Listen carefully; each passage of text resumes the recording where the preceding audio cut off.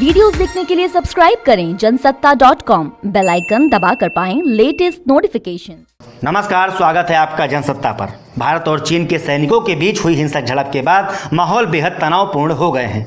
इस झड़प में जहां भारत के 20 जवान शहीद हुए हैं, तो वहीं चीन के भी दर्जनों सैनिकों के मारे जाने की खबर है। लेकिन इस तनावपूर्ण माहौल में चीन ने एक और चाल चली है, और वो चाल है शांति वार्ता की। पहले चीनी सेना ने भारतीय सीमा में घुसपैठ की और फिर हमारे सैनिकों के साथ हिंसक झड़प की, और अब वही चीन शांति की बात कर रहा है। ऐसे में कहना गलत नहीं होगा कि कहीं चीन फिर से धोखा देने की तैयारी में तो नहीं है। चीनी अखबार ग्लोबल टाइम्स ने चीन के विदेश मंत्री वांग यी के हवाले से कहा कि भारत के साथ लगने वाली सीमा पर शांति बरकरार रखने के लिए तनाव दूर करना जरूरी है, जबकि दूसरी तरफ वो आरोप लगाता है कि अगर भारत ने उकसावे की कार्रवाई जारी रखी और नतीजों की अनदेखी की तो पीएलए फिर कार्रवाई करने पर मजबूर होगा। तो आइए इस रिपोर्ट में जानते हैं कैसे अब शांति की बात कर रहा है चीन, और क्या ये उसकी धोखा देने की कोई नई रणनीति तो नहीं है।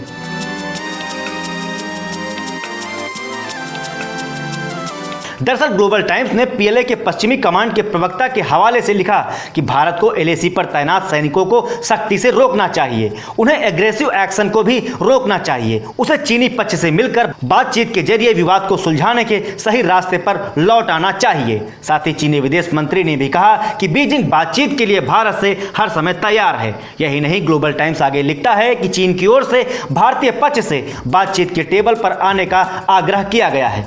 ऐसे पता चलता है कि चीन ऐसे मुद्दों को हल करने के लिए बातचीत को ही सही रास्ता मानता है।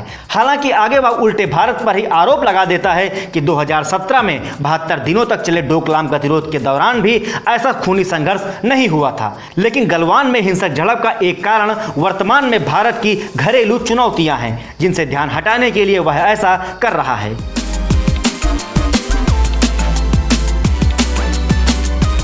लेकिन एक तरफ तो चीन शांति की बात करता है, जबकि दूसरी तरफ वह ग्लोबल टाइम्स के जरिए धमकी भरे लहजे में भारत को संदेश देने की कोशिश करता है।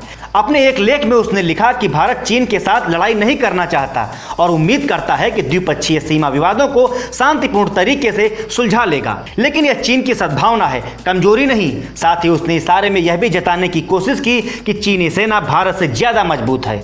गौरतलब है कि यह सब बातें उस समय कही गई जब दोनों सेनाओं में झड़प और उसमें भारतीय सैनिकों के शहीद होने की खबरों की पुष्टि हो चुकी थी। हालांकि जानकार इसे चीन की प्रेशर पॉलिटिक्स मान रहे हैं, जिसे भारत अच्छे से हैंडल करना जानता है।